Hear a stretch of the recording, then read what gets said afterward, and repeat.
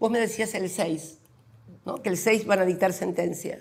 Sí, el 6. O sea que el 7 de diciembre, el 7D, va a ser publicado en los diarios. Cristina condenada. ¿Sabés qué es el 7D? No. El 7 de diciembre.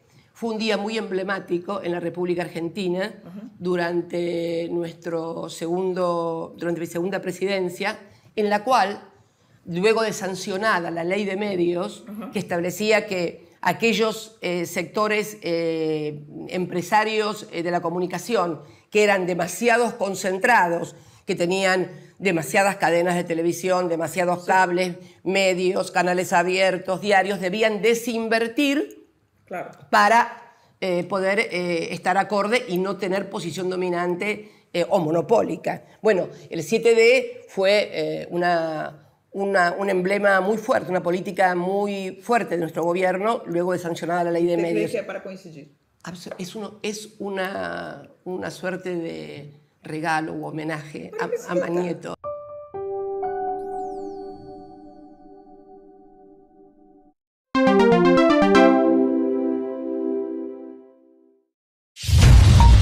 Minuto de noticias.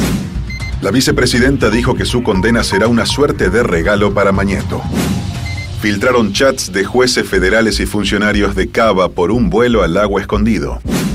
Para el ministro de Justicia, los chats filtrados constituyen la radiografía precisa de la podredumbre del lawfare. El gobierno firmará un acuerdo de intercambio de información tributaria con Estados Unidos. Se registraron 12.600 nuevos casos de coronavirus en el país, un 279% más que la semana pasada. En San Luis plantaron más de 250.000 árboles para mitigar los efectos del cambio climático. YPF aumentó 4% los combustibles, tal lo acordado por las petroleras con el gobierno. Por primera vez una mujer será jefa de una base permanente en la Antártida. El gobierno británico estudia utilizar al ejército ante los paros en el transporte y la sanidad. Más información en telam.com.ar y en nuestras redes. Es la unilateralidad de ciertas decisiones lo que nos preocupa. Creemos que al margen de las discusiones jurídicas, que van a llegar en algún momento y en algún lugar, lo que viene faltando aquí es el testimonio del concreto y recíproco reconocimiento de la importancia política que los Estados partes del Mercosur nos hemos dado y plasmado en el Tratado de Asunción. Vemos con preocupación que se emprende un camino que parece ser unilateral y que muy probablemente podría desembocar en una ruptura. Sin duda, las negociaciones en el bloque son más trabajosas y demandan más tiempo. Pero estamos convencidos de que la mejor estrategia no es apresurarse a cerrar acuerdos que luego profundicen nuestras brechas productivas y científico-tecnológicas con otros estados o bloques. Es por eso que nos preocupan ciertas actitudes unilaterales, orientadas a negociaciones bilaterales con terceros países al margen del consenso del bloque. Lo hemos expresado a través de una nota junto a los coordinadores nacionales de Brasil y de Paraguay. Consideramos que ello es contrario a la normativa del Mercosur, no solo o no tanto, porque resulta incompatible con el artículo 1 del Tratado de Asunción de construir una unión aduanera, sino, sobre todo, porque es violatorio de la regla del consenso, principio fundamental del Mercosur. Asimismo, no debe pasar por alto que la Unión Europea sigue avanzando con la aprobación del Pacto Verde y en cada etapa, lejos de morigerar el alcance de las normas, las torna más gravosas para los intereses de los países exportadores de bienes agrícolas y otras materias primas. Una vez que entren en vigor esta serie de normativas, muchos productos que componen la oferta exportable de los países del Mercosur se volverán más onerosos y algunos incluso quedarán fuera del mercado europeo. En un momento que se repliega, acechado por los desafíos de la desigualdad, el hambre, la guerra, el cambio climático, el unilateralismo, crecer juntos en una región que vive en paz y tiene todos los recursos para su desarrollo, será nuestra verdadera fortaleza.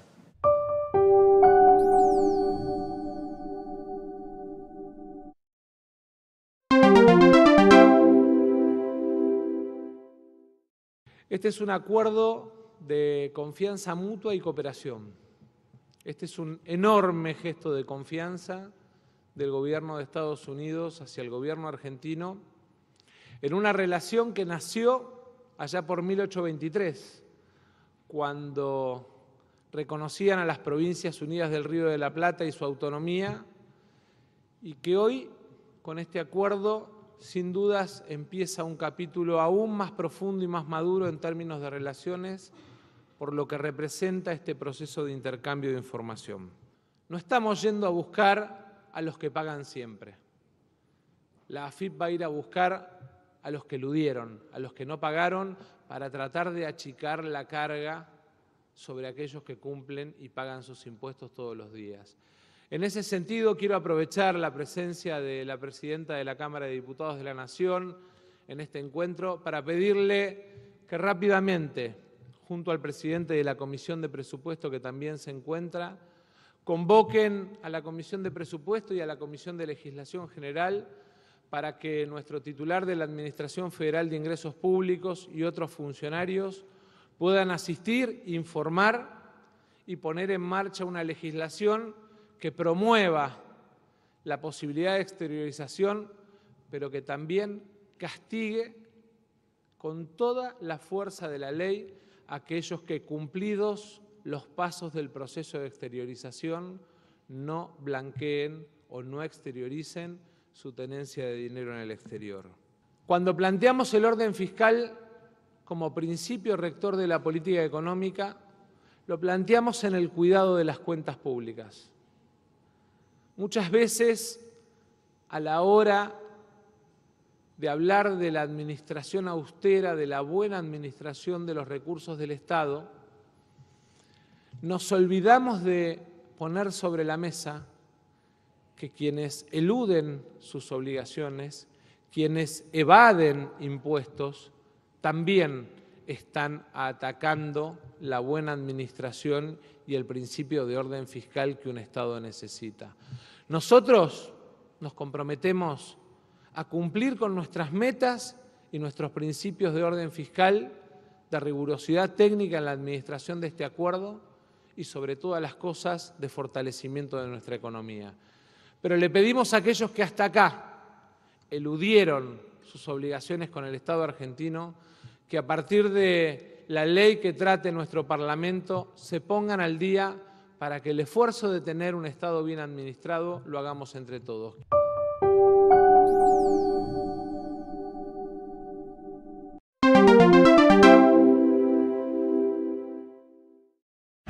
Panorama Federal. Córdoba. Granos incautados. La AFIP confiscó 94 toneladas de soja sin documentación respaldatoria para su tenencia. El operativo se desarrolló en Hernando, al sur de la provincia, y la mercadería tiene un valor estimado de 8 millones de pesos. Buenos Aires. Mar del Plata. La ciudad dio comienzo a la temporada de verano 2023 con su tradicional ceremonia de bendición de aguas. Coronavirus. Aumentaron los casos, reportaron 12.609 contagios de COVID en el país, un 279% más que la semana pasada. La ministra Bisotti recomendó que quienes se vacunaron por última vez hace más de 4 meses se den una nueva dosis. Corrientes. Patrimonio Musical Nacional. Con un show en la Casa de Gobierno se presentará hoy la 32ª Fiesta Nacional de Chamamé, programada para enero. Río Negro. Paleontología. Hallaron restos óseos de un dinosaurio en la zona del Salitral Moreno y fue bautizado como Patagopelta cristata. Según informó el gobierno rionegrino, pertenece al grupo de los nodosáuridos que miden 2 metros de largo. San Luis. Forestación. Más de 250.000 árboles fueron plantados en distintos puntos de la provincia para mitigar los efectos del cambio climático. Turismo. Potencial norteño. El ministro de Turismo de Salta, Peña, destacó en Telam Radio el trabajo en conjunto de las 6 provincias que componen el Ente Norte. El funcionario subrayó que hay casi 250 frecuencias semanales aéreas y 100.000 plazas hoteleras. Tierra del Fuego. Incendio en la reserva. El Servicio Nacional del Manejo del Fuego enviará a la provincia 30 brigadistas y herramientas para ayudar a controlar los focos ígneos en Tolwyn. Más información en telam.com.ar.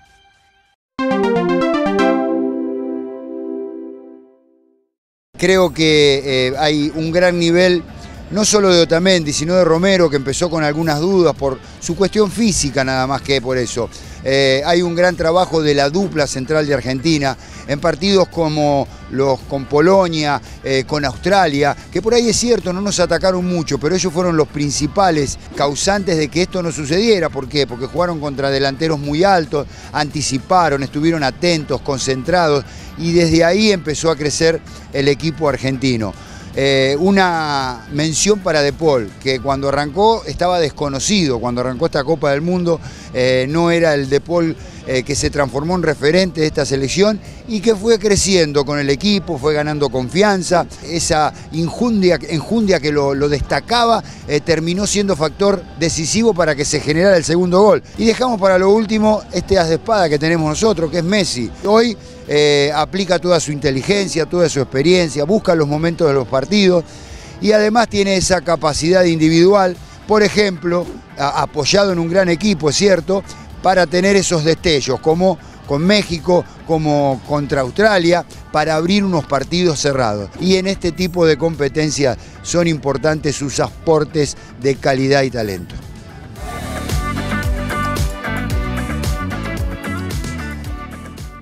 Tenemos el ejemplo de nuestro arquero, del Dibu Martínez, que arrancó contra Arabia, primero arranca perdiendo el equipo, le patean 2 veces al arco y le hacen 2 goles. Obviamente esto trabajó o caminó mucho en la cabeza del Dibu Martínez, a tal punto de reconocer que se sentía incómodo porque no podía ser, que no le había aportado nada al equipo. Y la verdad que los partidos que siguieron a ese Arabia no le sumaron mucho, en el sentido no porque él haya atajado mal, sino porque los equipos propusieron tan poco que prácticamente un tiro libre contra México no había tenido la oportunidad de demostrar su talento a través de grandes intervenciones. Tampoco pasaba esto con Australia, porque fue un partido donde prácticamente no le patearon, pero en el minuto 90 más 7, escucharon bien, 90 más 7, la última jugada del partido, donde la Argentina había sido superior desde el juego, donde el partido estaba tranquilo y de pronto de la nada Australia descuenta y complica desde lo emocional, le pone un tinte dramático al final del partido. Apareció el Dibu Martínez. En esas jugadas que nosotros decimos, ¿por qué este arquero es de selección? Bueno, el Dibu Martínez es de selección porque en el 90 más 7 metió su humanidad para asegurar el triunfo de Argentina.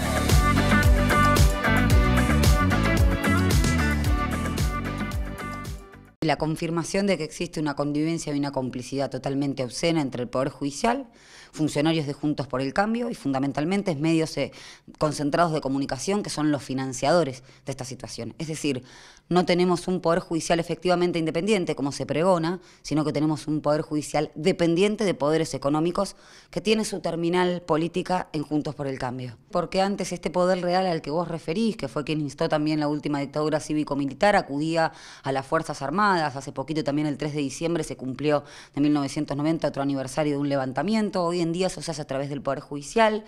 El Poder Judicial no tiene ningún organismo de contralor que funcione, el Consejo de la Magistratura, que es quien teóricamente podría disciplinar esos jueces ante las inconductas, no está funcionando, los fiscales tampoco hacen denuncias para investigar la existencia de los delitos, con lo cual estamos otra vez en una encerrona, yo diría también similar al juicio de las juntas, donde se hablaba efectivamente de democratizar las Fuerzas Armadas. Bueno, este Poder Judicial nunca se democratizó después de la última dictadura cívico-militar y estamos sufriendo esas consecuencias. Se pueden hacer muchas cosas, o pienso en la cantidad de jueces que están subrogando juzgados y que están con muchísimo trabajo porque tienen a cargo 2 o 3 juzgados, se puede nombrar por decreto en comisión, hasta tanto el Consejo de la Magistratura se movilice y se inste y pueda nombrar esos jueces correspondientes porque los concursos están.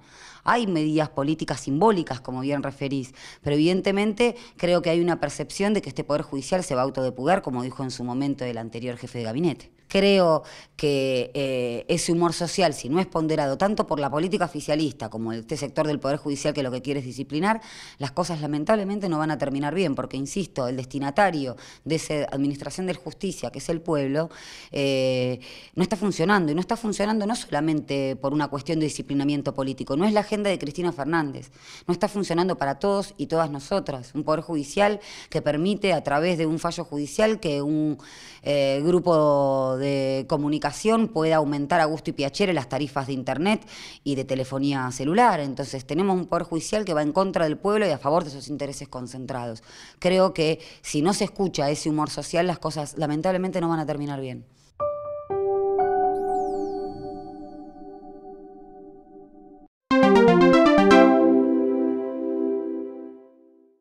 Querido pueblo argentino, desde el inicio de mi gestión he advertido sobre la existencia de sótanos que la Argentina fue sosteniendo a lo largo de los años.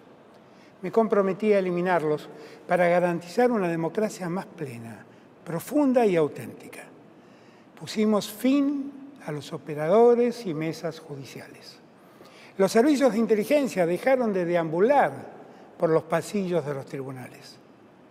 Las escuchas de opositores al poder de turno del Estado desaparecieron por completo. Los órganos de fiscalización y recaudación estatales no volvieron a usarse en perjuicio de eventuales críticos al gobierno. Todo ese esfuerzo se vuelve vano cuando los factores de poder influyen negativamente sobre las estructuras del Estado.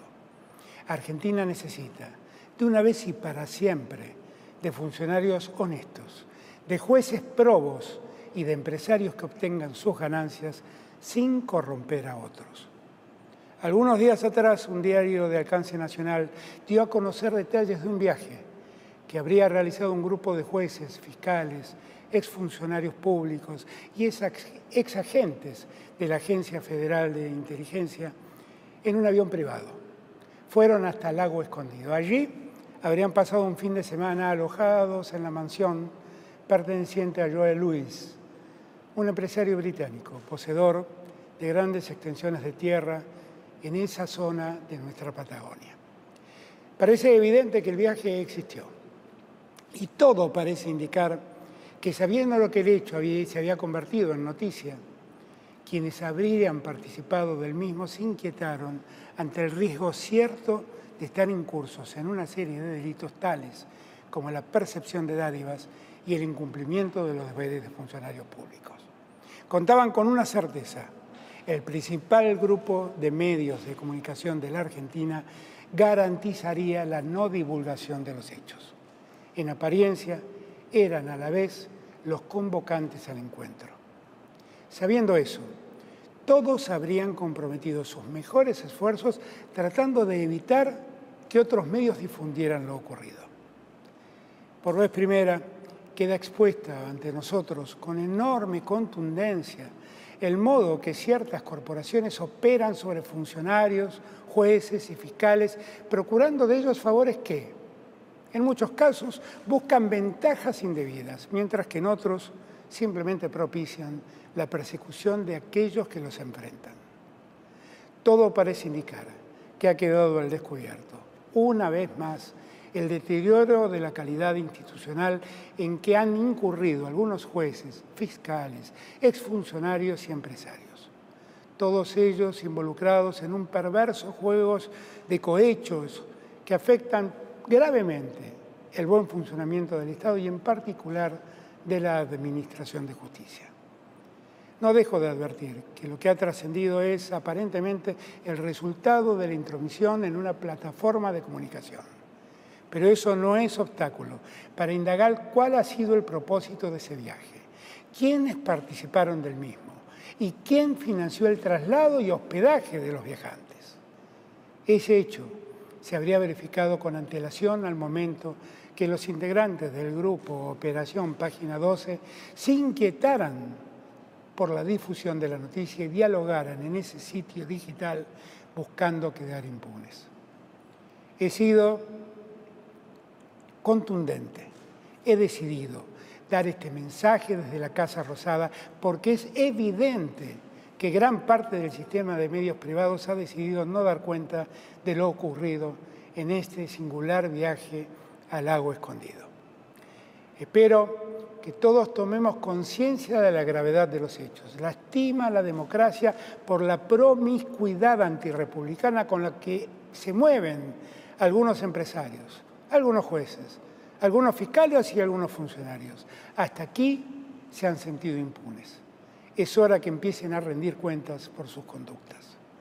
Convencido de que debemos decir nunca más a las prácticas que dañan la institucionalidad de la República, he resuelto instruir al ministro de Justicia a presentarse ante el Ministerio Público Fiscal a fin de solicitar que se investigue penalmente los hechos relacionados al viaje en cuestión y en especial los relacionados a su financiamiento.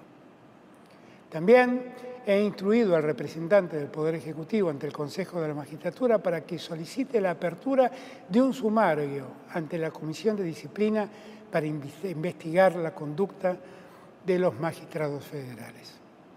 He solicitado al bloque de legisladores del Frente de Todos de la Ciudad de Buenos Aires que evalúe la conducta de los funcionarios de ese distrito que están involucrados y, de corresponder, presenten el juicio político que corresponda.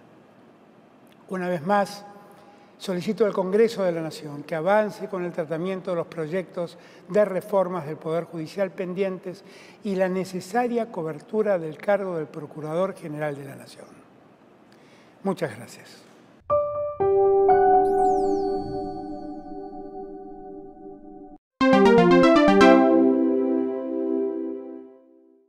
La presidencia pro tempore del Uruguay propuso en su inicio un conjunto importante de prioridades que abarcaron distintas áreas, pasando por la agenda económico-comercial, temas institucionales, de cooperación, temas que refieren a la agenda verde, agenda digital, así como otras áreas de gran interés y suma importancia, como lo son el campo de la salud, del trabajo, del turismo, entre otros.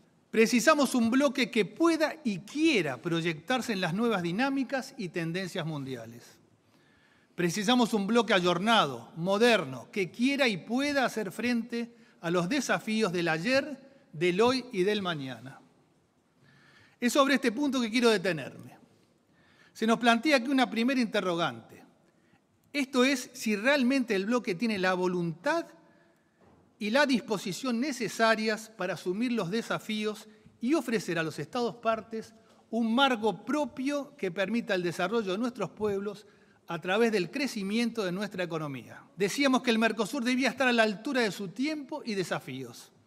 Decíamos que requeríamos de un gran Mercosur, aquel que en sus comienzos acaparaba la expectativa internacional y no uno que languidece en discusiones bizantinas. Un dato no menor es que desde el año 2010 a la fecha, la Organización Mundial de Comercio registra 172 acuerdos de libre comercio, ninguno del Mercosur.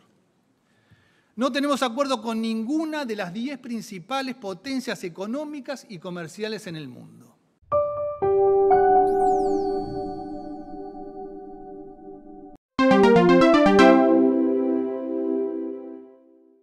Paraguay reitera, como lo ha hecho antes, que el abordaje de nuestra agenda temática sea desde una visión integral. Sus distintos elementos no pueden ser encarados de manera aislada. Asimismo, subrayo la necesidad de trabajar coordinadamente en la agenda externa. Debemos llegar a entendimientos en las negociaciones de acuerdos comerciales, priorizando los frentes, actuando en conjunto. El consenso en la toma de decisiones es la regla establecida en el Mercosur y debemos respetarlo. El Paraguay ratifica su compromiso para la pronta suscripción de los acuerdos con la Unión Europea, con la Asociación Europea de Libre Comercio y con Singapur. Para el Paraguay, las iniciativas unilaterales son inadecuadas y se contraponen a principios fundacionales y compromisos normativos de nuestro proceso de integración. Estas actitudes son contraproducentes, perjudican la construcción comunitaria y socavan la proyección del Mercosur a nivel internacional. El Paraguay, como siempre lo hace, defiende el respeto a la letra y el espíritu de los textos fundacionales.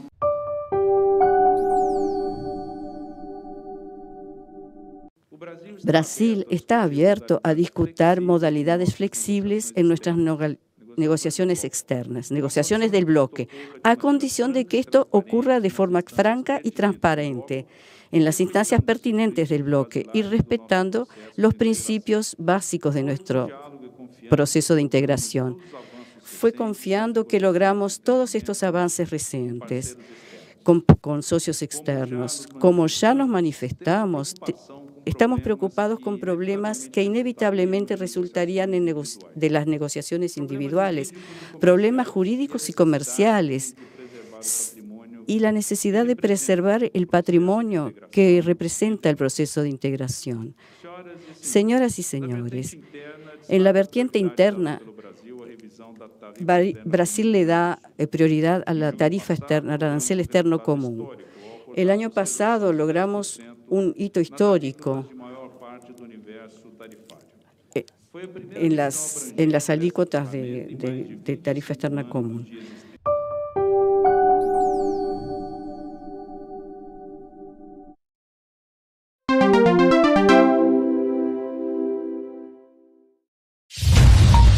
Minuto de noticias. El escándalo de los chats. El presidente instruyó para que se investigue penalmente. Hasta aquí se han sentido impunes. Es hora de que empiecen a rendir cuentas, afirmó Fernández en cadena nacional. Activos en el exterior. El gobierno y Estados Unidos firmaron el acuerdo de intercambio de información tributaria. Causa vialidad. Se violaron todas las garantías constitucionales, aseguró Cristina a horas del veredicto. Alerta. Se multiplicaron por 4 los casos positivos de coronavirus en la ciudad de Buenos Aires en apenas una semana. Brasil aplastó a Corea por 4-1 y jugará en cuartos con Croacia, que le ganó por penales a Japón. Con España, Marruecos y Portugal, Suiza, mañana cierran los octavos en Qatar. Más información en telam.com.ar y en nuestras redes.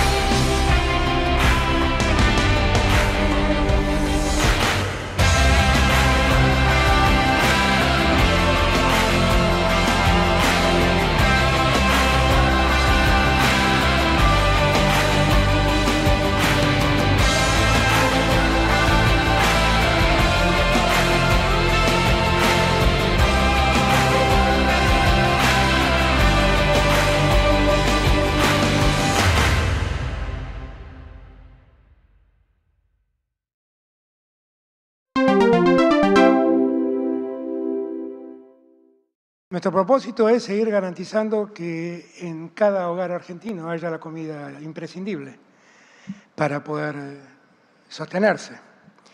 Y en eso seguiremos haciendo todos los esfuerzos que hagan falta. También nuestro propósito es que poco a poco los sectores más vulnerables que han tenido la necesidad de recurrir al Estado para poder llevar adelante este tiempo tan difícil que fue el tiempo de la pandemia, el tiempo de la guerra y también el tiempo que heredamos, que nunca hay que olvidarlo. También lo que buscamos es que esos sectores vuelvan cuanto antes al empleo formal.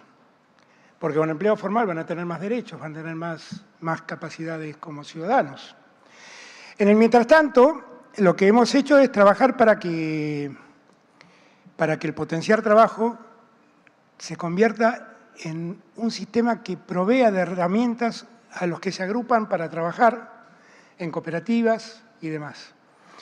Y por eso creo que es muy importante que quienes me están escuchando y tienen un plan potenciar trabajo, tienen que tener la tranquilidad que aquel que necesita el plan lo va a seguir teniendo, que no hay ningún propósito inicial de quitarlo.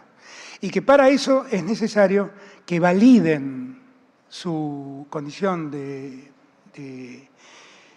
personas que reciben el potenciar trabajo, que lo validen a través del nuevo sistema que nosotros hemos planteado, que ya cuenta con casi 500.000 de personas, pero que todos tienen que estar inscriptos, porque si no lo hacen, eso va a ser un impedimento para seguir cobrando el potenciar.